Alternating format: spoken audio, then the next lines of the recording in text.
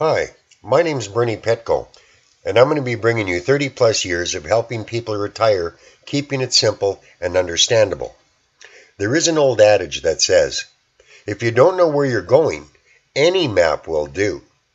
Well, this quote underscores the critical importance of beginning your retirement plan and gets really clear on your goals and your projected outcomes for retirement. There are hundreds of retirement strategies available to us. However, not all of these strategies will be appropriate for your unique situation. One of the key ways of becoming clear on the strategies most appropriate for you is to complete the goals and the value clarification process. Later in this message, I include a number of questions that you should reflect on as you begin to develop your retirement plan. Reading these questions should be your number one first critical step.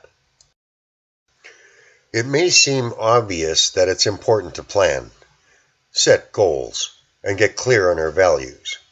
However, it's also clear that many people fail to plan effectively. Why is that? At some level, most of us believe that some planning will help us make better decisions and make more effective use of our resources.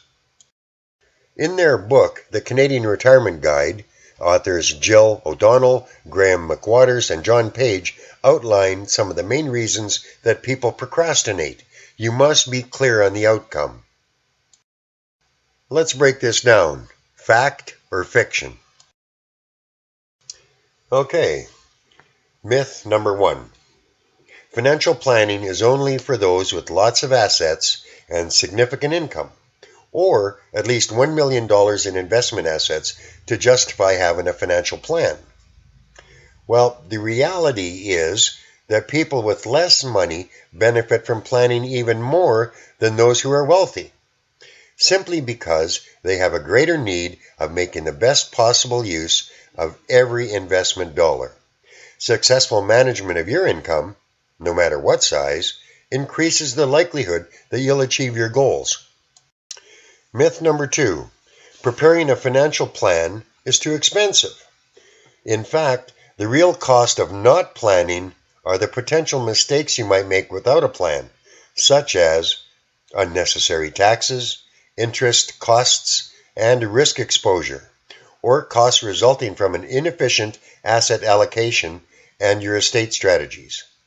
These issues usually far outweigh the cost of developing a financial plan, whether the cost of the plan is built in to the cost of the financial products or services that you're using, or if it's a negotiated fee-for-service arrangement. It's usually worth the expense and will pay dividends for years to come. Myth number three, planning will take too much time and effort. A person who plans actually spends less time on financial matters than someone who does no planning at all. People with no plan often find themselves lurching from one financial crisis to another. Financial planning doesn't eliminate surprises or adverse developments, but it lets you deal with them better because you know your options. As a result, managing your personal affairs becomes less stressful. Myth number four. Revealing the state of your financial affairs will be too embarrassing. Well, people who have planned well financially all their lives without financial help or coaching are extremely rare. Be assured that there are many people whose affairs are in far worse shape than yours. Like a doctor or a lawyer, a qualified financial advisor will help you solve problems constructively, supportively, and ethically. Once you develop trust with your financial advisor and have overcome the disclosure hurdle, your advisor will become an incredible resource as you navigate the financial issues attached to many of financial transactions in life, like marriage, starting a family, education funding, retirement planning, assisting aging parents, estate planning, divorce or separation, the loss of a loved one, and changes to your career. Here we are, myth number five. Once you pass a certain age, it's too late to plan. Well, some people think that by age 65 or 70, planning is no longer effective. While it's too late to plan for past events, it is never too late to plan for the future. maximizing your current retirement income, reducing taxes payable, ensuring that you have adequate health care and long-term care coverage if needed, and designing an effective estate plan to reduce costs and ensure your wishes are carried out are only a few of the relevant concerns in your retirement years. A financial plan will help determine whether or not your resources are sufficient to provide for your current lifestyle, if you need to reduce your lifestyle costs, or if you can increase your lifestyle costs. At all stages of life, financial planning has the same goal: enjoyment of life and peace of mind, knowing that you'll be okay and that things will be looked after. This is a great list to get us started. At this point, I'll add one other. People will often fail to plan because they are fearful. They are fearful about what the answer might be. However, once people overcome this fear and start looking objectively at their circumstances, well, they begin to experience a significant peace of mind and clarity about what steps they need to take. This is a much better position to be in rather than simply wondering whether or not you can achieve your retirement plan. Now, here are some very important questions to ask yourself. These are the questions that will help you get the process started. Number 1, at what age do you want to have the option to retire? When I say option, I'm referring to the date when you will have sufficient investment assets, passive income, and other sources of pension to sustain your lifestyle so that you will have the option to retire if you would like. Do you review retirement as an endpoint or a transition?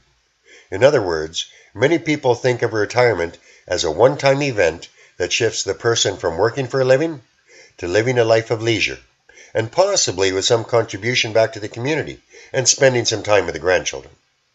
Another definition may include a continuation of employment income.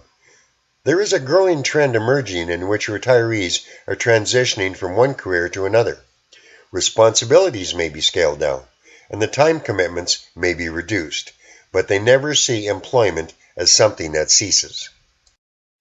Now, as you transition into retirement, what will your after-tax expenses be? It's a good idea to break up your expenses between discretionary expenses like travel, hobbies, gifts, entertainment, etc., and basic non-discretionary expenses. Begin looking ahead and try to forecast the expense items that may be coming up just before retirement or through your retirement years. Some examples could include the house maintenance expenses, upgrades to a vehicle, a once-in-a-lifetime travel expense, or recreational property. Okay, what are your assumptions around expected returns on your investment portfolio? What are your thoughts about the long-term inflation rates that your retirement plan needs to cope with? You may already have some answers to these questions. However, these questions, especially the question around return requirements, are very difficult to answer without first having gone through some computer simulations looking at your long-term retirement. What are the roles that your advisor can play as to provide computer simulated scenarios that can provide guidance on the required rates of return to fund your long-term requirement goals? Next to consider, what are your thoughts on life expectancy? None of us will have a guarantee that we will be here tomorrow. Because we don't know the date, we need to make some assumptions when it comes to our life expectancy. Maybe you come from a family with a long life expectancy. For some of you, you feel you're lucky if you reach age 80. For many of you reading this question doesn't relate to just one of you because you may have a partner or spouse that may survive you. Because of this, your plan may need to incorporate survivor income planning for your partner. Fortunately, or unfortunately, we are not given a crystal ball in this area. To engage in the planning process, you will need to make some assumptions about life expectancy for you and your partner. What will you do with your time? Transitioning into retirement affords you the wonderful opportunity to have more flexibility with your schedule than any time throughout your primary working career or the period during which you raise your family. With effective planning, retirement can usher in an exciting transition full of new opportunities. It could mean exploration and development of new hobbies or further expansion of existing interests and passion. Like I said in one of the previous points, it may mean the development of new career opportunities.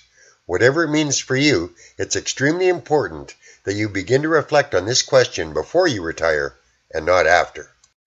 Also to be considered is how do you want your estate to be handled? As you get closer to retirement, you begin to have a clear idea on whether or not you will have estate value that may potentially go to the next generation and survive your lifetime.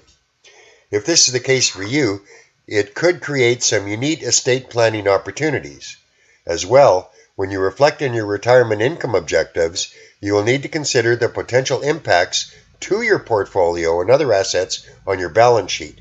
Let's say a family cottage or business interests, etc. For example, some retirees have a goal to only live off the growth in income that is spun out of their accumulated net worth and not touch the nest egg. They want to leave that to the family or potential charities that they may be involved in. More often than not, most retirees will need to employ a strategy that involves a combination of drawing both capital and income to fund the requirement for cash flow needs. In other words, they will gradually need to kill the goose that lays the golden egg. Becoming clear on this issue is an important aspect of both retirement planning and estate planning. Have you thought about how you would deal with a declining cognitive ability or poor physical health? We all hope to be useful forever, but the sad reality is that our biological clock has an inevitable trajectory. We can't fight nature, so it's important that our financial planning and retirement planning include a discussion on how we will deal with the declining capacity. For many retirees, additional healthcare costs and community supports are self-funded. However, with an aging population and our government struggling to balance budgets and servicing a burgeoning debt load, more and more people are getting concerned about what level of healthcare supports will be available to them from a publicly funded system. One potential solution is to carry both critical illness and long-term care insurance coverage. It may not be a solution for everyone, but it's important that you know your options in this area. Are you thinking about your health? You can do a great job of putting together a fantastic financial plan for retirement. You've consulted wisely, and you have not left a stone unturned in your quest to develop a comprehensive financial strategy for retirement. But it never occurred to you that part of the retirement plan needs to be a health plan. At the very time that you want to enjoy the fruits of your labor, your health is failing you, and your planning was for nothing. Well, life can be unfair and rob us of our health vitality. More often than not, our health and vitality has been robbed throughout our own efforts, or lack of effort. When you develop your retirement plan, it's important to think about your health. Are there strategies you can put in place now to maintain functional strength and physical independence? Are there nutritional and cognitive strategies that you can take advantage of to help you maintain long-term cognitive function, creativity, and engagement? There you have it. 9 questions. 9 to get you thinking about your retirement plans. It's my sincere hope that you find this content helpful. If you have any questions, don't hesitate to contact our office by calling 306-292-3734 or emailing Bernie at advisorandco@sasktel.net. Just a quick blurb on the game plan you should make. Number 1 and 2 go hand in hand. Your investments to your retirement. Add in tax reduction skills.